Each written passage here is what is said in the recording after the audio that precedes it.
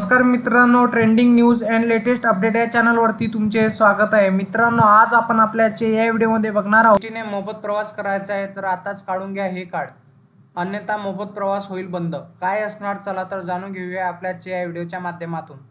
मित्रांनो, तुम्हा सर्वांना माहितीच आहे की महामंडळामध्ये या योजनेचा 75 वर्षावरील नागरिकांना मोठा फायदा होत आहे, परंतु 65 वर्षावरील नागरिकांसाठी सुद्धा एसटी कडून सवलत देण्यात येते। पण 65 वर्षाच्या नागरिकांना एसटीमध्ये अर्ध्या तिकिटावर प्रवास करण्याची सवलत आहे। महाराष्ट्र शासनाची ही योजना फार पूर्वीपासून सुरू आहे।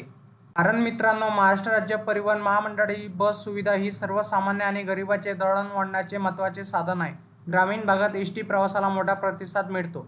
सर्वांच्या सुखादुःखाच्या क्षणी एका ठिकाणाहून दुसऱ्या ठिकाणी घेऊन जाण्यास सज्ज असलेल्या या एसटी सर्वसामान्याची लालपरी असे नाव दिले आहे।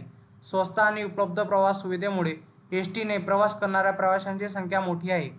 त्यामुळेच मित्रांनो, आपल्या प्रवाशांना आकर्षित करण्यासाठी एसटी महामंडळाकडून अनेक सवलती दिल्या जातात। राज्य शासनाने 75 वर्षावरील नागरिकांना महाराष्ट्र शासनातर्फे एसटीचा मोफत प्रवास देण्याची योजना सुरू केली होती। या योजनेचा 75 वर्षावरील नागरिकांना मोठा फायदा होत आहे, परंतु 65 वर्षावरील नागरिकांसाठी सुद्धा एसटीकडून सवलत देण्यात येते। 65 वर्षाच्या नागरिकांना एसटीमध्ये अर्ध्या तिकिटावर प्रवास करण्याची सवलत आहे। महाराष्ट्र शासनाची ही योजना फार पूर्वीपासून सुरू आहे। मित्रांनो, सरकारच्या या सवलतीच्या योजनेचा अनेक ठिकाणी दुरुपयोग होत असल्याने निदर्शनास आले आहे। काही प्रवासी खोटे कागदपत्रे सादर करून एसटीने मोफत किंवा अर्ध्या तिकिटावर प्रवास करतात असे आढळून आले आहे। त्यामुळे महाराष्ट्र शासनाने नवीन स्मार्ट कार्ड योजना लॉन्च केली होती। मध्यंतरी बंद असलेली ही सुविधा आता पुन्हा सुरू करण्यात आली आहे। त्यामुळे तुम्ही देखील आता हे स्मार्ट कार्ड काढू शकणार आहेत।